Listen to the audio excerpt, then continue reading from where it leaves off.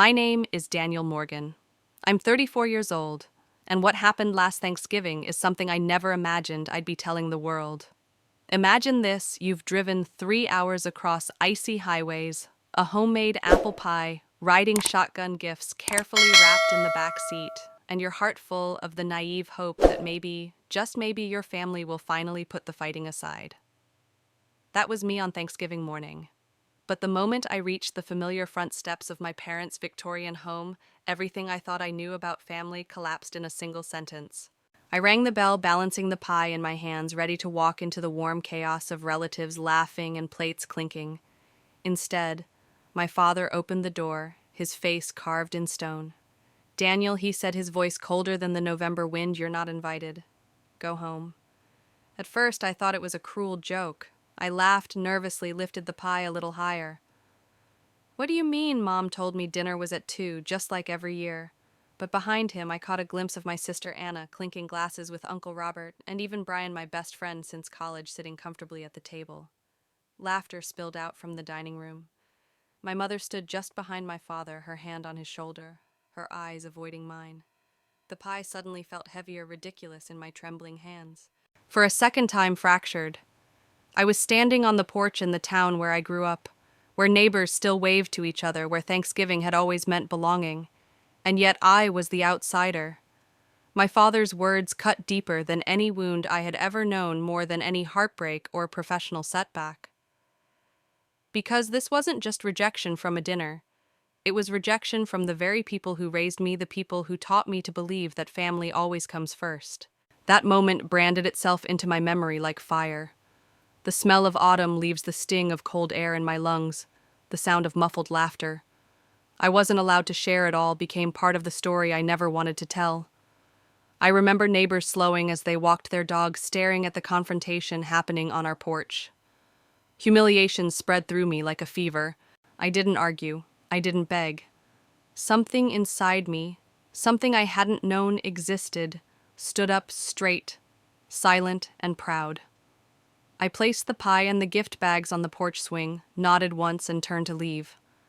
My father's eyes followed me, but he said nothing more.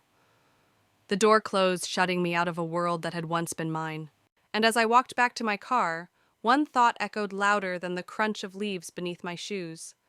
This isn't just about Thanksgiving. This is about everything that has been simmering for years. The betrayal didn't start today. Today was simply the explosion after years of small sparks. But here's what I need you to know before we go any further. This isn't only a story about rejection. It's about power greed and the lies that can poison even the closest bonds. It's about how one piece of property worth nearly $800,000, an old lakeside cottage, shattered my family. And it's about how I found a kind of freedom in the ashes of that betrayal. So if you're watching this, stay with me. Because what happened after I left that porch turned into a storm no one in my family was prepared for. And in that storm, I discovered truths my parents and sister never wanted revealed. Truths that changed everything. I drove away from that porch with my heart pounding harder than the engine of my car. The town I had once called home blurred through the windshield, snow-dusted lawns, holiday wreaths on doors, children tossing footballs in the crisp air. Everywhere I looked, Thanksgiving was about warmth, tradition, and togetherness. But for me, it had turned into exile. As the miles ticked by, my mind kept replaying the scene, my father's cold eyes, my mother's silence, Anna's smirk from across the table, and Brian, my supposed best friend, laughing with them as if I didn't exist. Growing up, people envied my family. The Morgans were picture perfect, my father a respected dentist in town. My mother owner of a boutique that seemed to thrive no matter the season. Anna, the brilliant younger sister who became a pediatrician, and me, the creative one who chose architecture over medicine. On the outside, we looked like the American dream. Every Sunday dinner was a ritual, every holiday a grand production. To the neighbors, we were the family everyone wanted to be. But behind that glossy surface, cracks were always there waiting. From the time I was a teenager, my parents never hid their preference. Anna was the practical one, the responsible one, the one who followed in Dad's footsteps. And me, I was the dreamer. They were proud when my designs won competitions, but the praise was always laced with a sting. Architecture is nice, Daniel, but it's not medicine. You should have chosen a more stable career like your sister. Even as I graduated, built a career in Chicago, designed buildings that would stand for generations, they compared me to Anna. No matter how far I climbed, I was always the child who had chosen the wrong path. Still, I tried. I called every week. I drove down once a month. I sent gifts that I thought showed I was paying attention. I believed in loyalty, in sticking by family, even when it hurt. Maybe that's why the betrayal at Thanksgiving hit so hard it wasn't sudden. It was years in the making. The turning point came 2 years earlier when my grandmother Eleanor passed away at 93. She was the only one who truly understood me. She had been the one who bought me my first drafting table when I was 12, who told me stories about the history of our town, who believed creativity wasn't weakness, but strength. At the reading of her will, everything shifted. My grandmother left me her lakeside cottage, a Tudor-style retreat worth nearly $800,000 steeped in family history. That cottage was more than property. It was summers of swimming winters of cocoa by the stone fireplace, stories told under the stars. It was her way of saying, I see you, Daniel. I believe in you. But to my family, it was something else entirely, a symbol that I had been chosen over Anna. From that day, Anna's smiles turned into daggers. At first, it was subtle, quiet comments about fairness, whispers at family gatherings. Then came the outright accusations. You manipulated Grandma. You knew what you were doing. You took advantage of an old woman. The venom in her words nearly knocked the air out of me. And my parents. At first, they stayed neutral. You two need to work this out yourselves, my mother said. Dad retreated to his study, refusing to mediate. But slowly, almost invisibly, they shifted toward her side. That Thanksgiving rejection wasn't just about dinner. It was the culmination of years of favoritism, resentment, and silent betrayals. And before I continue this story, let me pause to ask you something. Have you ever felt like the outsider in your own family? Have you ever done everything right only to realize blood ties don't guarantee loyalty? Share your experience in the comments below. I read them all. Knowing where you're from and what you've been through reminds me I'm not alone in this.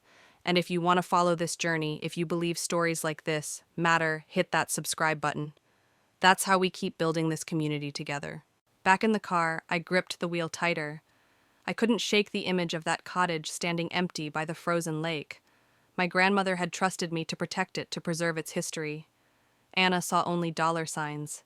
My parents saw division. And now they had closed the door on me for good, or so they thought. I didn't know it then, but what started with being turned away from Thanksgiving dinner was about to unravel into something far bigger. Lies would be exposed, alliances would shift, and the truth my grandmother had prepared in secret would change everything. When I think back to my childhood, the brightest memories almost always circle around one person, my grandmother Eleanor. While my parents measured worth by practicality and my sister by perfection, Grandma measured love by presence. She never asked me to be anyone other than myself. When I was 12, she surprised me with a drafting table she had saved up for months to buy. I remember unwrapping it in her cottage by the lake, the scent of cedar and lavender filling the room, her eyes sparkling as she said, "Every great architect needs a place to begin." That was the first moment I believed I could turn my sketches into something real. The cottage wasn't just a building, it was her heartbeat.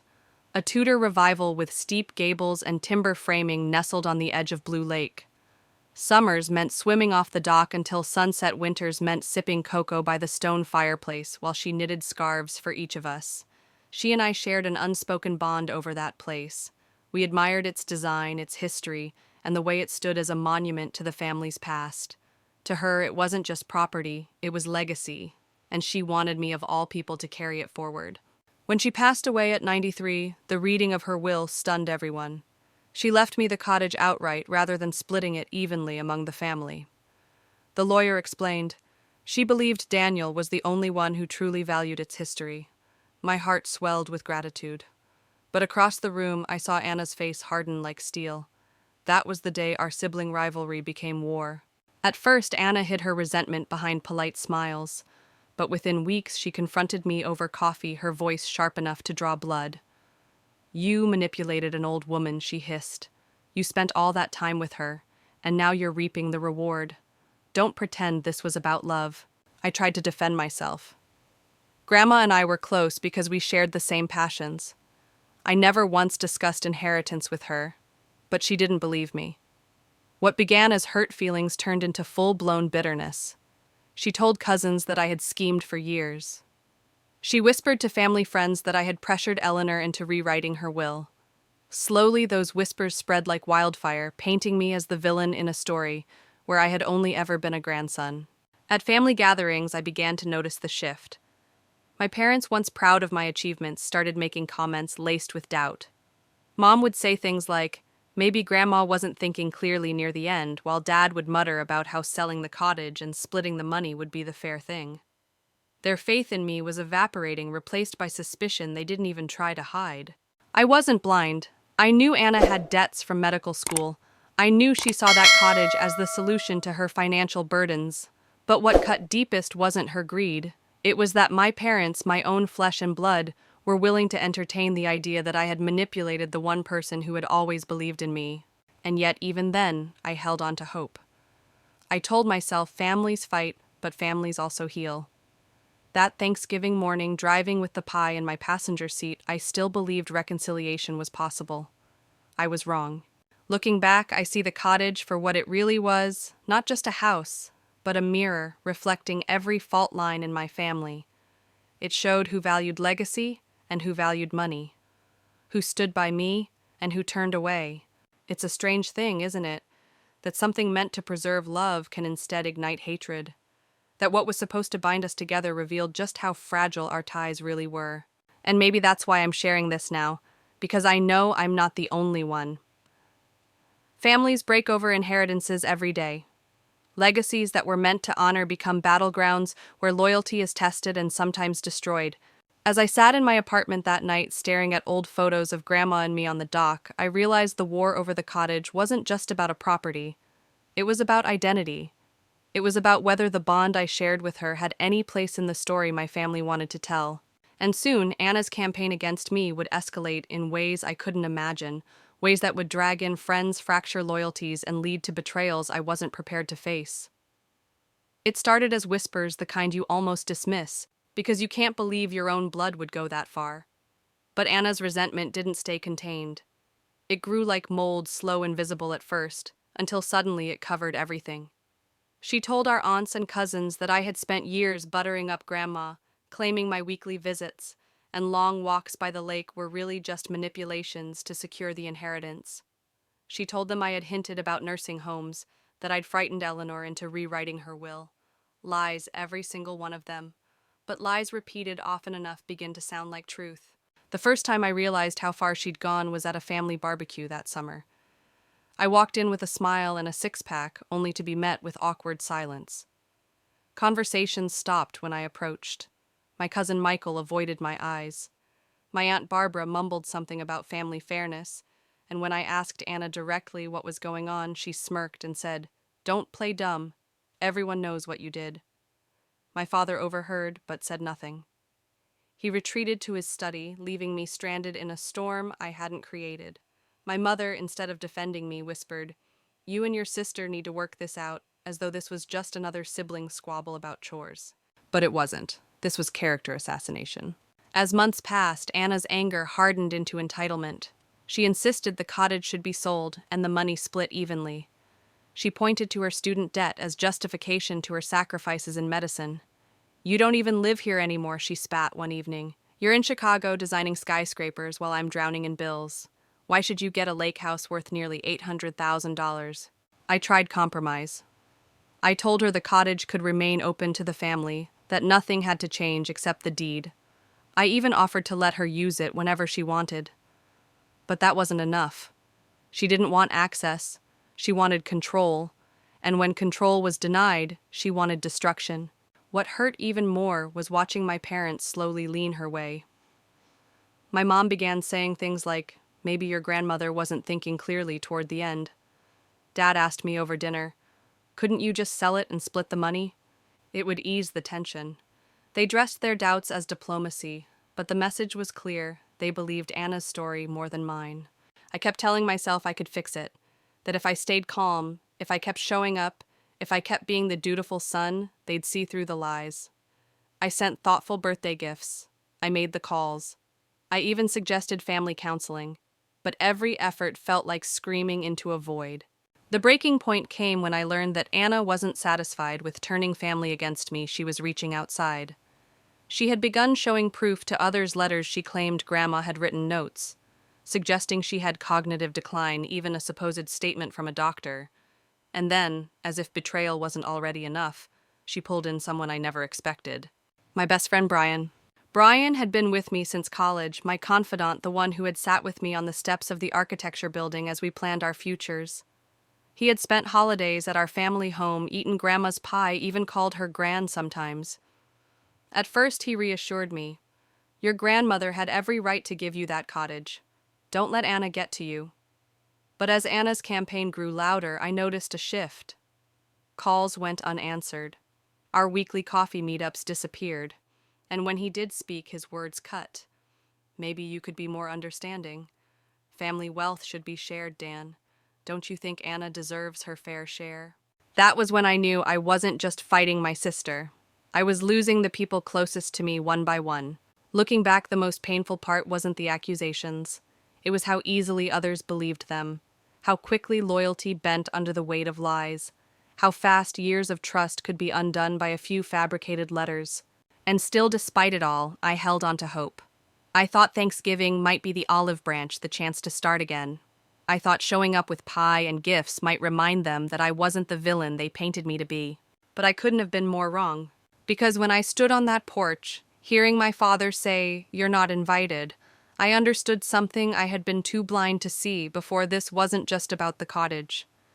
This was about a lifetime of favoritism, about Anna always being the golden child, and me, the scapegoat, the expendable one. And that realization was more devastating than losing any piece of property. The first time I realized I was truly standing alone wasn't at the cottage or even at that Thanksgiving door. It was weeks earlier when Brian, my best friend for over a decade, looked me in the eye and quietly shifted sides. Brian and I had been inseparable since freshman year at the University of Michigan. We survived late-night cram sessions, cross-country road trips, even heartbreaks together. When Grandma Eleanor was alive, he was practically family. He came to the cottage for summers, sat at our Thanksgiving table, and called her Gran, with the same affection I did. He knew what she meant to me. That's why his betrayal cut so deep. When the inheritance battle began, Brian initially backed me.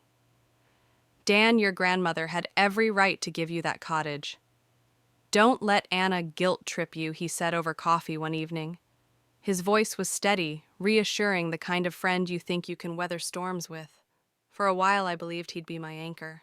But then Anna got to him. At first it was subtle. He'd cancel our weekly meetups. My texts went unanswered longer and longer.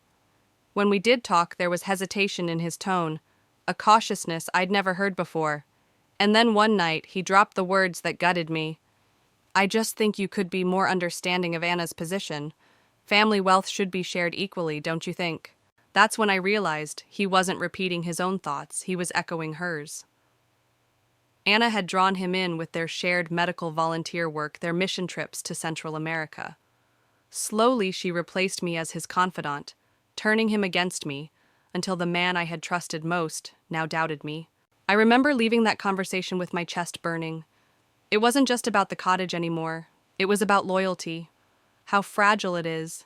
How easily someone you've trusted for years can be swayed by whispers and lies. And yet, despite everything, I still tried to cling to hope. I baked pies, bought thoughtful gifts, made the monthly calls. I convinced myself that showing up with kindness would undo the venom Anna was spreading. But let me stop here and ask you, because this is where my story might echo yours. Have you ever had someone you trusted, maybe even a best friend, turn away when you needed them most? Did it feel like betrayal, or did it feel like a piece of yourself just disappeared? I want to know your stories. Drop them in the comments, because trust me, I read every one. Sharing isn't just cathartic. It reminds us we're not alone in these wounds. Back to Brian. His silence wasn't neutral, it was an answer, and his absence left me reeling. For the first time, I had no ally outside of Uncle Robert, who, as an architect himself, understood why the cottage mattered more than money.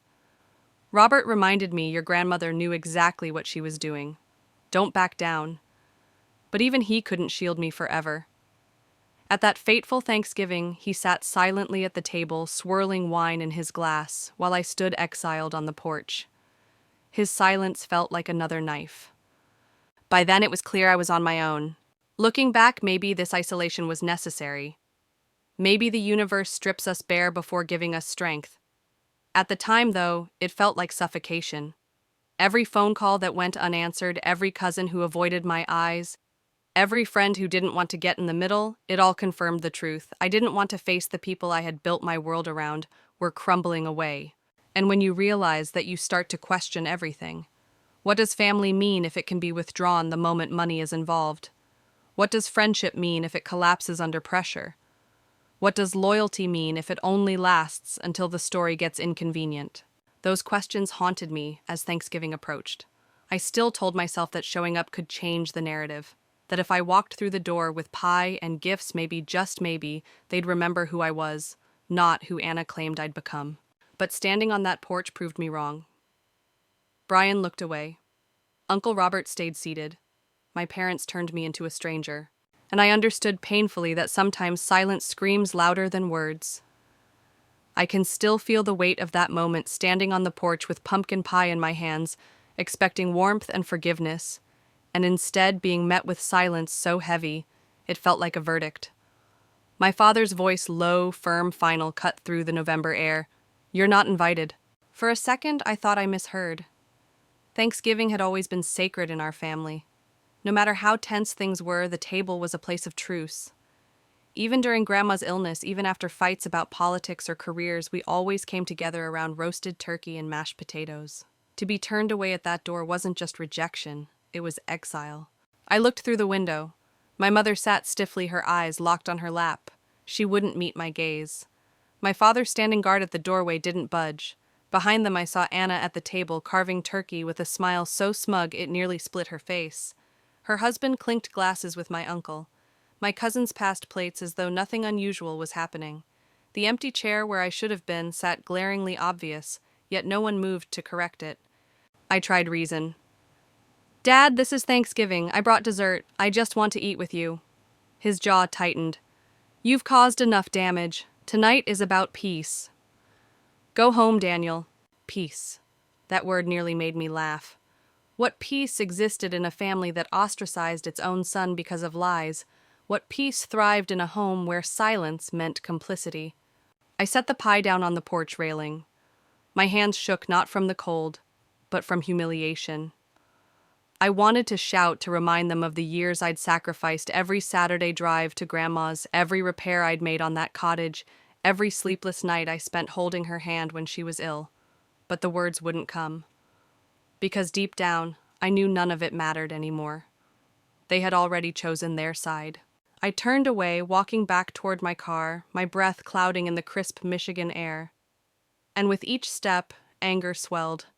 Not just at Anna, but at every person in that house who chose comfort over truth.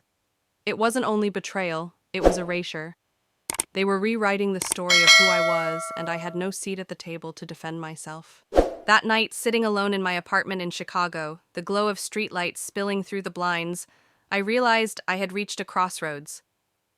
I could either keep trying to wedge myself back into a family that had clearly closed its doors, or I could finally face the truth my worth did not depend on their approval.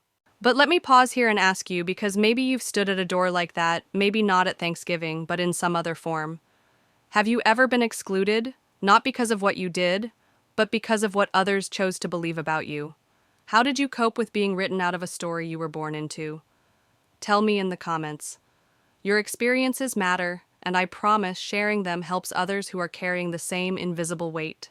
What followed in the weeks after Thanksgiving was a blur of silence. My calls went unanswered. My mother sent one text. Give it time, but no invitation ever came. The family WhatsApp group went dormant, as if my very presence there was too volatile. Photos of Anna's family circulated privately. I was excluded from every plan, every memory, every laugh. And here's the bitterest truth I learned: sometimes families don't disown you with words. They do it with absence, with the empty chair that never gets filled with the phone that never rings with the text that never arrives. Yet even in that loneliness, a seed of clarity began to grow. If my place at their table could vanish so easily, maybe it was never mine to begin with. Maybe belonging built on conditions isn't belonging at all. I didn't know it yet, but this exile was not the end. It was the beginning of a harder, sharper fight, one where the battleground would no longer be a dining room but a courtroom. And Anna, for all her smugness at that turkey table, had no idea I was about to stop playing defense. The silence after Thanksgiving was like a storm, without thunder, heavy, suffocating, and impossible to ignore. For weeks, I lived with that silence, hoping it might crack. Hoping someone, my mother, my uncle, even Brian, would reach out with a text, a call, some small gesture of reconciliation. But nothing came. My absence was treated not as a wound, but as an inconvenience best forgotten. Then one Monday morning, the envelope arrived. I had just returned from a morning run along Lake Michigan, the winter air biting at my lungs, when I noticed the thick white packet jammed into my mailbox. My name, Daniel Whitmore, was printed in stark black ink. The return address was a law firm in Detroit. My stomach dropped before I even opened it. Inside was a lawsuit. Anna was challenging Grandma Eleanor's will. Her claim that I had exerted undue influence over Grandma in her final years, that I manipulated her to secure the cottage, that the will was invalid. I sat on my couch staring at the papers, my hands trembling. It wasn't enough that she turned my family against me. Now she wanted to paint me as a thief, a liar, someone who would exploit the woman who had loved me most in this world. The betrayal was staggering. I called Uncle Robert first. His voice was steady but laced with sorrow. "She's playing Dirty Dan. But don't worry, your grandmother's lawyer drafted that will airtight. Anna's claim won't hold water." Still, he warned me this wasn't going to be quick or painless. Lawsuits like this could drag on for months, even years. And in the process, every memory of Grandma, every choice she'd made would be dissected in cold legal language. The thought of strangers in suits arguing over the meaning of my grandmother's love nearly broke me. But something hardened in me, too. For the first time, I wasn't just grieving the loss of family, I was gearing up for battle. That night, I spread the lawsuit across my kitchen table and began building my defense. I dug out old journals where Grandma had written about her dream of the cottage staying in our bloodline. I unearthed emails where she praised me for repairing the dock, for repainting the shutters, for being the only one who truly understands this place. Every piece of evidence wasn't just a legal shield, it was proof that her decision wasn't manipulation. It was love. But let me pause here because maybe you felt this too. What do you do when someone takes something sacred and twists it into something ugly? When your love is recast as greed, your devotion as manipulation? I want to hear your thoughts. Drop them in the comments because these are battles so many of us fight quietly and no one should fight them alone. In the weeks that followed, depositions were scheduled. Anna's lawyers grilled me for hours. They asked if I had ever pressured Grandma about money. They asked if I'd ever discouraged Anna from visiting. They even asked if I had intentionally isolated her. Each question was a knife designed to carve me into a caricature of selfishness. But I didn't falter. Because for every accusation, I had the truth. I had emails. I had witnesses. I had Grandma's own words. And more than that, I had the fire of someone who refused to be erased. Meanwhile, Anna doubled down. She paraded herself as the saintly doctor, the one who sacrificed her life to serve others, while I, the architect, supposedly schemed behind the scenes. Family members whispered behind closed doors. Friends avoided eye contact. Brian. He stayed silent. Again. The isolation grew sharper, but so did my resolve. Because if Thanksgiving taught me anything, it's that I couldn't win them back with kindness. The pies, the gifts, the phone calls, they hadn't mattered. The only way forward now was to fight. And as I looked out the window of my apartment, the city lights reflecting off the lake, I whispered to myself, "Grandma, I'll protect what you left me. I won't let them take it." For the first time, the silence around me didn't feel like suffocation. It felt like preparation. The first day in court felt like stepping onto a stage I had never auditioned for. The marble floors, the hushed whispers, the weight of history in the air, it all pressed against my chest. I wasn't just Daniel anymore. I was the defendant. And across the aisle, Anna sat with her perfectly ironed blazer and her high-priced attorney radiating confidence like she'd already won. She didn't look at me not once, Her husband, though, smirked in my direction as if daring me to collapse under the pressure. The judge, a stern woman with silver hair pulled into a bun, called the session to order. And just like that, my family drama years of love, resentment, and betrayal became public record. Anna's lawyer painted me as a manipulator, a schemer who preyed on a lonely old woman. He described me as estranged, opportunistic, even predatory. Each word sliced deeper than the last. My mother sat behind Anna, dabbing her eyes with a tissue. Seeing her align with Anna in that moment nearly shattered me. When my turn came, my attorney stood tall and firm. He spoke not of greed, but of devotion. He presented photos of me repairing the cottage dock, repainting its shutters, fixing its leaking roof. He read aloud excerpts from Grandma's letters, her handwriting shaky but full of warmth, where she said, "Danny is the only one who has kept this place alive. It belongs with him." I glanced at the jury. Some nodded subtly, others looked unreadable. The trial stretched for days. Witnesses came and went. Neighbors testified that they'd seen me at the cottage every weekend, hammer in hand. Family friends recalled Grandma's joy when she spoke of my future there, and still Anna's side countered with venom. They claimed I isolated her, that I turned Grandma against her daughter. They twisted every absence, every unreturned phone call into evidence. But here's the truth I learned in that courtroom. Facts matter less than the story people choose to believe. Anna's story of a devoted daughter wronged by her scheming brother was neat, simple, and easy to pity. Mine, of years of quiet sacrifice, of being erased and silenced, was harder, more complicated. Late one night, after a brutal day of testimony, I sat alone in my apartment staring at the ceiling. Doubt crept in. What if they believe her? What if I lose the cottage? What if Grandma's last wish is destroyed by lies? I thought about walking away, selling my claim, ending the pain. But then I remembered the Thanksgiving door slammed in my face. I remembered the silence on the porch. I remembered Anna's smug smile as she carved turkey in my place. That humiliation turned into fuel. I whispered to myself, if I give up now, she wins twice. And that's where I'll pause to ask you something, because maybe you've been here too. What do you do when you're fighting not just for property, but for your truth? When surrendering feels easier, but standing your ground feels necessary. I'd love to know how you found your strength in those moments. Leave me a comment, because your insight could be the lifeline for someone else standing in their own courtroom. The next morning, I walked into the courthouse with a new fire in my chest. Anna may have had half the family on her side, but I had something stronger proof. Proof of weekends spent sweating over broken floorboards, of sleepless nights at Grandma's bedside, of love that could not be faked. When I took the stand, I spoke not as a defendant, but as a grandson. My voice shook at first, but steadied as I told the jury about fishing trips with Grandma, about how she taught me to paint the porch railings the color of sunshine, about her last words to me, "Keep the cottage alive, Danny." I didn't cry. I didn't falter. And for the first time since this nightmare began, I felt the tide shift. Anna's lawyer cross-examined me ruthlessly, but I no longer heard his words. I was too focused on the jurors, their pens pausing, their eyes softening. They weren't just hearing evidence. They were hearing a story, my story.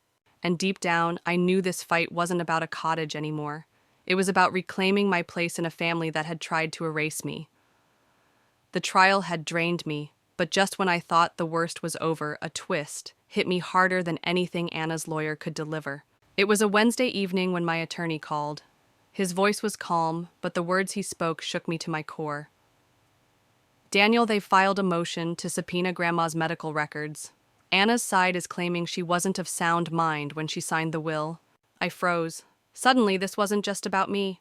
They were dragging Grandma's memory through the mud, reducing her wisdom and love to medical charts and doctor's notes. It felt like a betrayal all over again, a second death for her legacy. In the weeks that followed, Anna's lawyer hammered that narrative that Grandma was fragile, easily manipulated, incapable of rational decisions. They twisted her age and her failing eyesight into weapons. They ignored her clarity, her fierce independence, the way she balanced her own checkbook until the very end. The worst part, some jurors looked like they were buying it. That night, I sat alone at the cottage, my refuge and my battlefield. The lake outside was frozen, the wind howling against the shutters I had painted by hand. I opened Grandma's old recipe book, the one with her notes in the margins.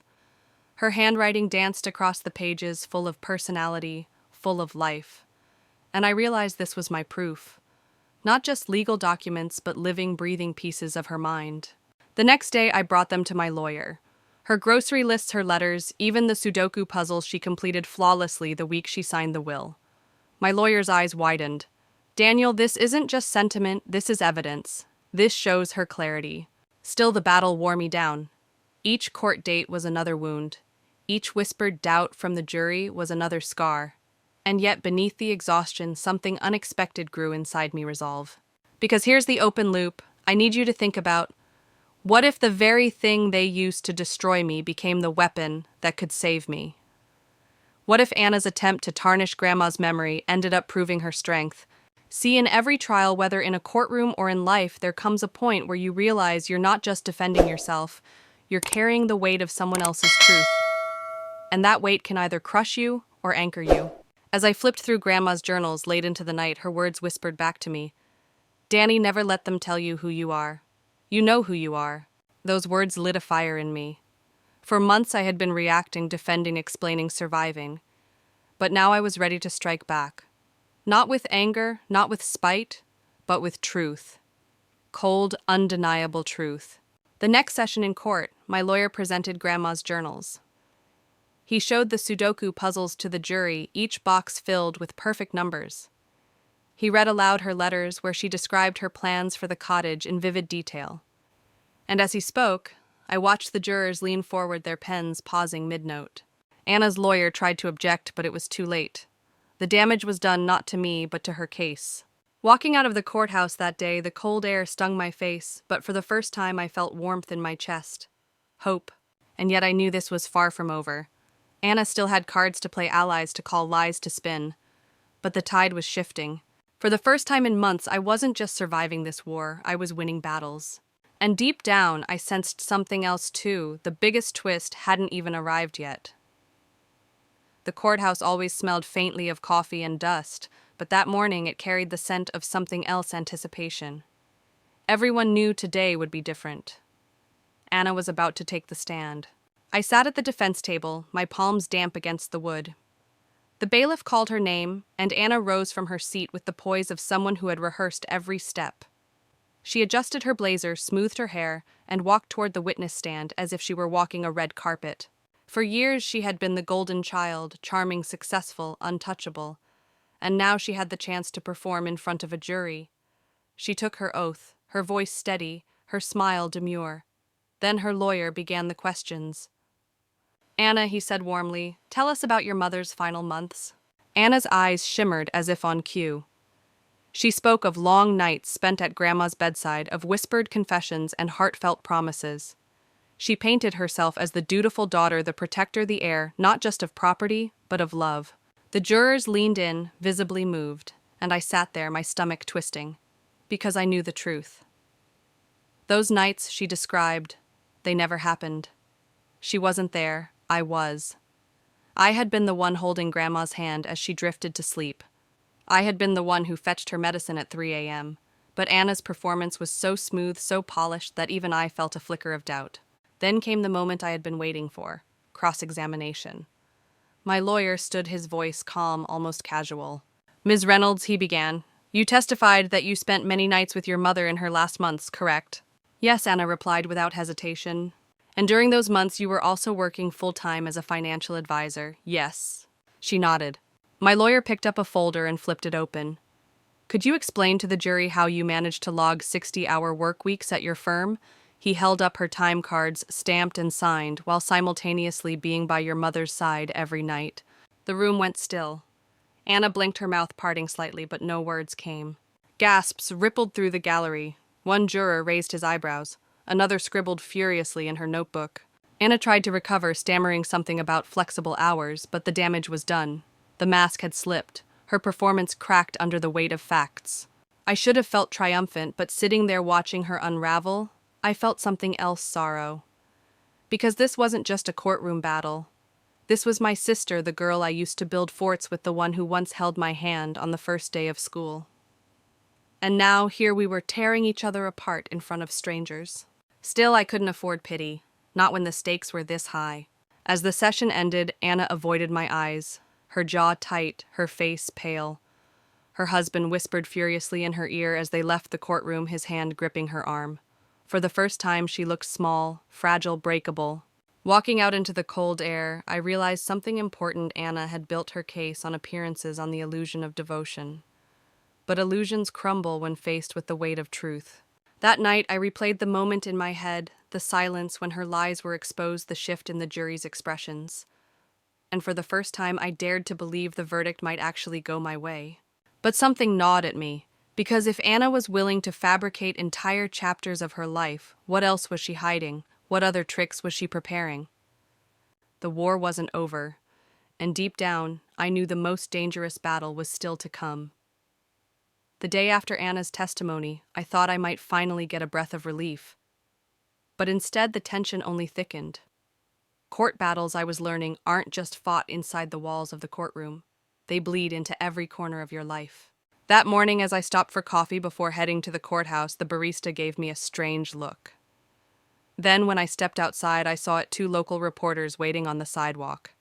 Cameras ready, microphones in hand. Daniel Reynolds, one of them, asked, already filming, "Do you have any comment about the accusations your sister made yesterday that you manipulated your mother while she was sick?" The words punched the air out of me. Accusations, manipulation. I didn't answer. I couldn't. I just kept walking, my pulse hammering. But I realized then Anna wasn't just fighting me in court. She was waging a war in public opinion. By the time I arrived at the courthouse, more whispers followed me, strangers staring. My phone buzzing with messages from old neighbors saw the news. Is it true? My silence was already painting me guilty. In the courtroom that afternoon, Anna's lawyer leaned hard into the narrative. He insinuated I had isolated Grandma, kept her from others, and exploited her vulnerability. The words undue influence rang out like a gavel. I clenched my fists under the table, because every word was a lie. If anything, I had sacrificed my own life to be there for her. But how do you fight lies when they spread faster than truth? That night, I sat in the cottage kitchen staring at the flickering glow of the wood stove. The recipe book still lay open from the week before, Grandma's handwriting staring up at me. And I thought about her legacy, not the house, not the money, but her dignity. That was what Anna was trying to steal. It was then I made a decision. I wasn't going to stay silent anymore. The next day I agreed to an interview. My lawyer warned me to be careful, but I knew hiding wasn't working. If Anna could weaponize the media, then so could I. When the cameras rolled, I didn't talk about legal strategies or property.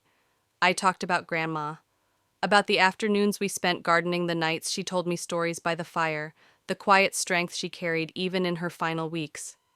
I spoke of her clarity, her humor, the way she teased me for burning toast. And as I spoke, something shifted. The reporter lowered her pen, her eyes softening. For the first time in weeks, I wasn't just a defendant. I was a grandson, a man honoring the woman who raised him. The next morning, the headlines read, "Grandson fights to protect grandmother's dying wish." It didn't erase the damage, but it balanced the scales. Strangers stopped glaring and started nodding in quiet support. A cashier slipped me a note, "Don't give up. She'd be proud of you." But even as I felt the tide turn, I knew Anna wouldn't back down. If anything, she would strike harder. Her pride wouldn't allow her to lose. And sure enough, just as I began to feel the faint glow of hope, my lawyer called again. His voice carried that same edge it always did when bad news followed. "Daniel," he said, "we've uncovered something about Anna's finances, something that could change everything. But it won't just expose her. It could drag the entire family name through the mud." I sat there, the phone heavy in my hand, because suddenly this wasn't just about defending myself. It was about deciding how much truth the world was ready to see, and whether I was willing to set it free. The folder slid across the polished mahogany table like a loaded weapon. My lawyer's hand lingered on it for a moment, his eyes steady on mine. "Daniel," he said quietly, "what you're about to read is explosive. It'll bury Anna's credibility, but it could also scorch everything connected to her, including your parents' reputation." I hesitated, my pulse pounding in my ears. Then I flipped open the folder. The first page was a bank statement, then another, and another. They painted a picture so clear it made my stomach twist. Transfers, offshore accounts, funds siphoned from Grandma's estate before she had even passed. Anna had been draining her while pretending to play the perfect daughter. But that wasn't the worst of it. Buried deeper in the records were payments, large sums moved quietly disguised as consulting fees. My lawyer leaned in. These were bribes, Daniel. She's been paying off a local appraiser to undervalue the property. If the will goes her way, she flips the estate, doubles the profit, and no one's the wiser. I sat back, the chair suddenly too small, the air too thin. Anna wasn't just selfish, she was criminal. For a long moment I couldn't speak. All I could see was her face on the witness stand, eyes shimmering with fake tears, and now I knew why the performance had been so convincing. Because for her, this wasn't just theater, it was survival. "Can we use this?" I finally asked. "Yes," my lawyer replied, "but understand, once this comes out, it'll be public record. Your family name will forever be tied to fraud. And Anna, she could face prison." The thought made my chest tighten. Prison. My sister, the girl I used to race bikes with down the old dirt road behind bars. But then I remembered the reporters ambushing me on the sidewalk, the whispers in the courtroom, the neighbors doubting me. And I remembered Grandma's voice, soft but firm, telling me once, truth doesn't always protect your peace, but it protects your soul. The next day in court, my lawyer called for new evidence. He laid the documents neatly on the table for the judge. The sound of paper against wood echoed through the chamber like thunder. Anna's lawyer objected immediately, but the judge allowed the submission. And then for the first time, Anna's mask cracked wide open. Her eyes darted across the room, her hands clutching the armrests, her composure slipping. The jury leaned forward, their expression shifting from sympathy to suspicion. Murmurs rippled through the gallery. Anna tried to speak, but the judge silenced her. The papers spoke louder than she ever could. I should have felt victorious, but sitting there, I felt the weight of it all. This wasn't just winning a case. This was exposing every rotten secret my family had tried to bury. When court adjourned, Anna brushed past me in the hallway, her eyes burning with rage. She hissed through clenched teeth, "You'll regret this, Daniel. You think you've won? You've just destroyed everything." Her words cut deep. Because she was right about one thing, there was no going back. The story was already out there, spreading like wildfire. That night, the headlines shifted again. This time, they weren't about me. They were about her. Financial advisor accused of fraud in family inheritance battle. I should have been relieved. Instead, I lay awake, staring at the ceiling, wondering if I had crossed a line I could never uncross. Because while Anna had built her empire on lies, I had just pulled the pin on a grenade that would blow our family apart. And deep down, I feared this wasn't the end. It was only the beginning of the fallout. When the court reconvened the following morning, the atmosphere was nothing like before. The air itself seemed charged heavy with the weight of revelation. Anna sat at her table, shoulders stiff, eyes glassy. The jurors avoided her gaze now. The sympathy she once commanded had curdled into suspicion, even contempt. But victory didn't feel like triumph. It felt like a storm still gathering, and I was standing in the middle of it. As my lawyer began presenting further analysis of the fraudulent transfers, I noticed something across the room. Anna's hand was trembling. For the first time, she wasn't acting, wasn't performing for effect. She was scared, terrified even. I thought back to our childhood again, summer afternoons by the creek, secret handshakes, the way she'd always push me into the water first so she wouldn't get cold. That girl was gone. In her place sat someone who would burn down everything just to hold on to power. During recess, I stepped outside into the corridor. My phone buzzed endlessly, texts, voicemails, even social media notifications. Strangers were now flooding my inbox, offering messages of support. "Stay strong, Daniel. Your grandma raised a good man." Others wanted interviews, podcasts, live appearances. The story had grown beyond us, and that terrified me. Because what if the public saw only the scandal? What if Grandma's memory was drowned in the noise of fraud headlines and courtroom drama? I hadn't wanted fame. I wanted justice. Inside, Anna's attorney tried to claw back control. He claimed the records were fabricated, that this was all an attempt to smear a grieving daughter. But the evidence was airtight. Dates, signatures, wire confirmations, all irrefutable. The judge's voice rang sharp. "These records will be admitted into evidence." Anna's face went pale. She looked at me across the room, her eyes brimming with a fury I had never seen before. It wasn't just anger. It was betrayal. After court ended, I lingered in the empty hallway. The building was quiet, the kind of silence that comes after thunder. And that's when Anna approached me.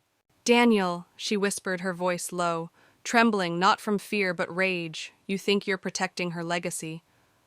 But you've destroyed everything this family had left.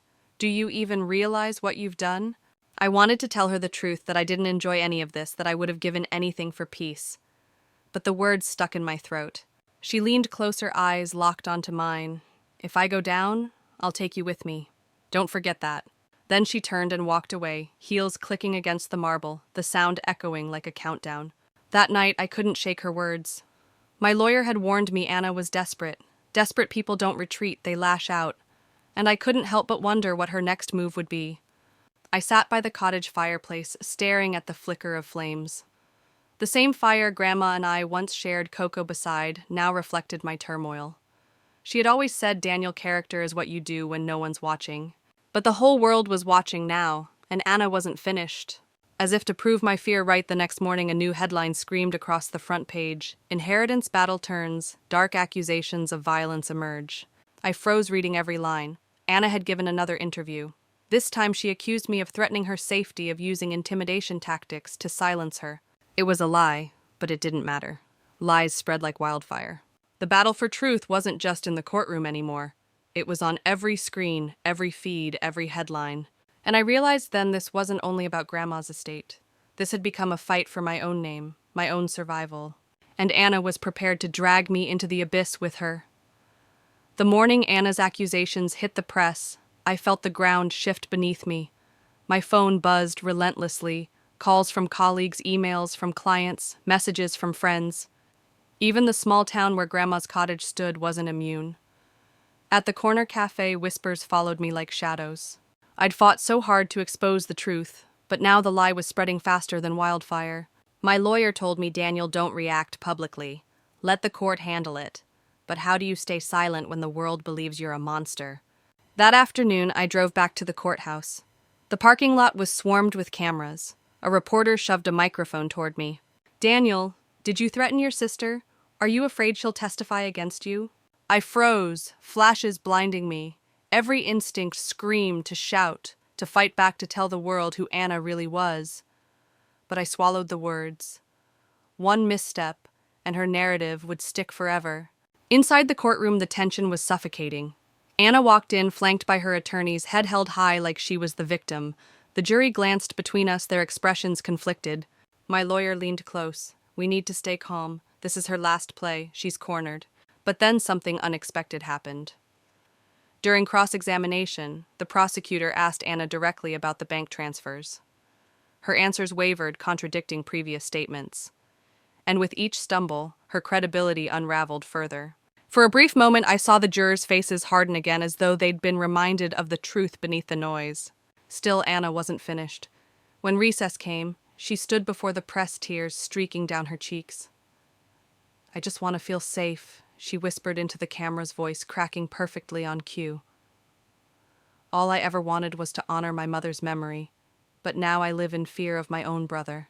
The clip went viral within hours. Hashtags trended. Strangers online dissected my life, my past, even my tone of voice in old videos. I wasn't Daniel anymore. I was a villain in Anna's script. That night, sitting alone in Grandma's cottage, I felt the walls closing in. I stared at the family photos on the mantel. Grandma's smile, my parents' younger faces, Anna and me as children, side by side, arms around each other. How had we come to this? I whispered aloud, as if to Grandma's picture, "Am I doing the right thing? Or am I destroying the family beyond repair?" Silence answered. Only the hum of the refrigerator in the kitchen filled the room. Then my phone buzzed again. This time it wasn't a reporter or a stranger. It was a childhood friend. His message was simple. Don't let her rewrite the story. People see the truth if you stand firm. His words struck deep. Maybe that was the point all along, not to win the crowd, not to outshout the lies, but to hold steady until the truth had no choice but to rise. The next day in court, my lawyer unveiled a surprise of our own. A witness. Someone who had worked closely with Anna during the estate dealings. Someone who had seen the bribes, the manipulations, the schemes. Anna's face drained of color the moment the witness walked in. For the first time, she looked cornered, not just by evidence, but by someone who could testify to the things she thought she had buried. As the testimony unfolded, the jury leaned in. The details were damning, and I could feel the tide shifting back.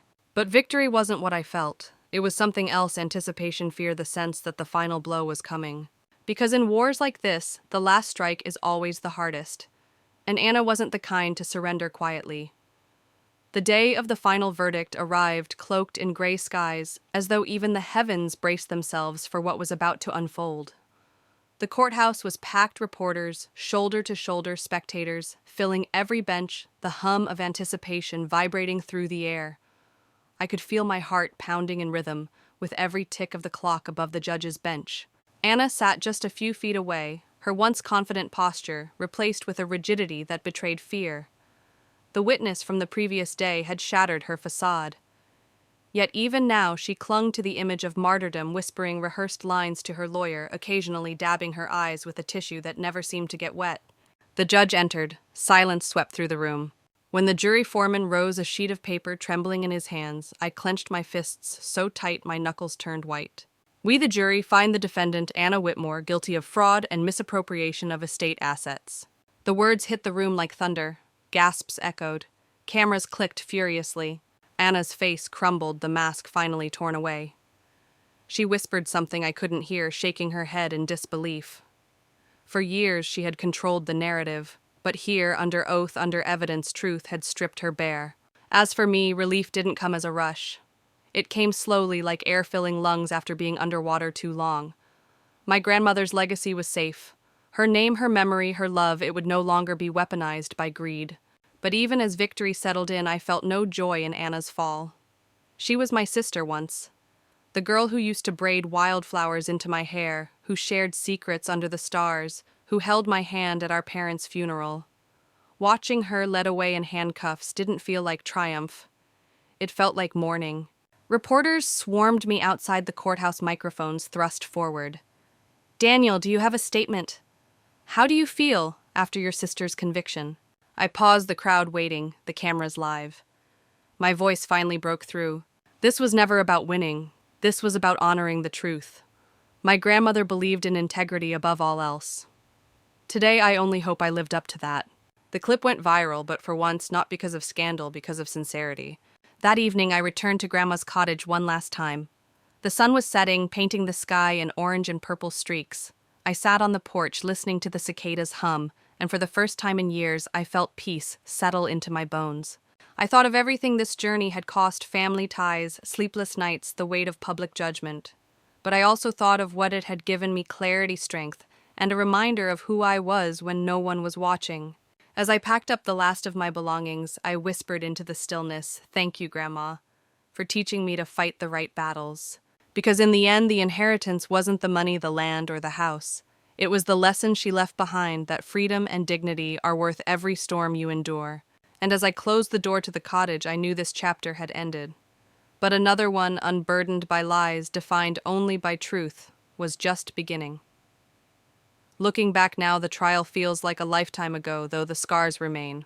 Not all wounds are visible. Some are the quiet aches of betrayal, the lingering sadness of knowing someone you once loved became a stranger. But with distance comes perspective. I've learned that freedom isn't simply the absence of chains, it's the courage to live aligned with your values even when it costs you. Standing up for Grandma's legacy wasn't just about her name, it was about my own integrity. And though I lost a sister in the process, I found a strength I didn't know I had. The cottage stands empty now, but in my heart it's alive with memories: the smell of fresh bread, the sound of rain on the tin roof, the warmth of her laughter. Those are the treasures no one can steal. Sometimes people ask if I regretted all the trial, the exposure, the family torn apart. My answer is always the same: regret belongs to those who choose silence in the face of injustice. I didn't stay silent. And if you take anything from my story, let it be this: your voice matters. Even when it shakes, even when the odds are against you, even when the world is watching, especially then. Because truth isn't just a weapon, it's a light. And once it shines, no darkness can ever put it out.